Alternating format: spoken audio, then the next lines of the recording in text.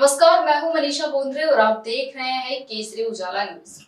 नागपुर के टेका स्थित कुरैशी इलाके के घर में गाय को मारने की कोशिश की गई, जहां पुलिस ने कार्रवाई करते हुए 4 गायों को मुक्त कराया। जिस घर में हत्या की योजना बनाई जा रही थी वह इकबाल अहमद कुरैशी नामक व्यक्ति का घर है, जो अभी फरार है।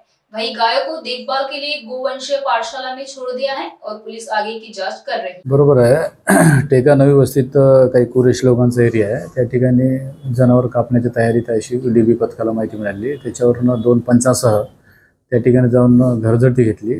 घरातच ते कापण्याची तयारी होती। 4 जनावर सापडले त्या ठिकाणी। यंग होते ते, जो अंदाजे 90,000 रुपयाचा माल जप्त केले पंचासंक्ष। आणि तो घर इकबाल अहमद कुरेशीच होता। त्याला जसं माहिती पडलं तो पळून गेला तिथून।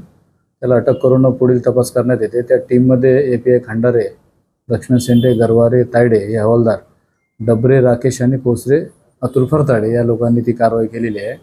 जिथं जिथं ज्या वेळेला आम्हाला ही अशी खबर मिळते त्या वेळेला आमची पथकाकडून आम्ही खात्री करून पंचासह जाऊन रेड करतो आम्ही, आणि ही कारवाई सतत सुरू राहील। 4 जनावर आहेत, अंदाजे 90,000 किंमत आहे। हे गोवंश शाळेच्या सुरक्षेसाठी आणि देखभालीसाठी आम्ही तिथे दाखल केले।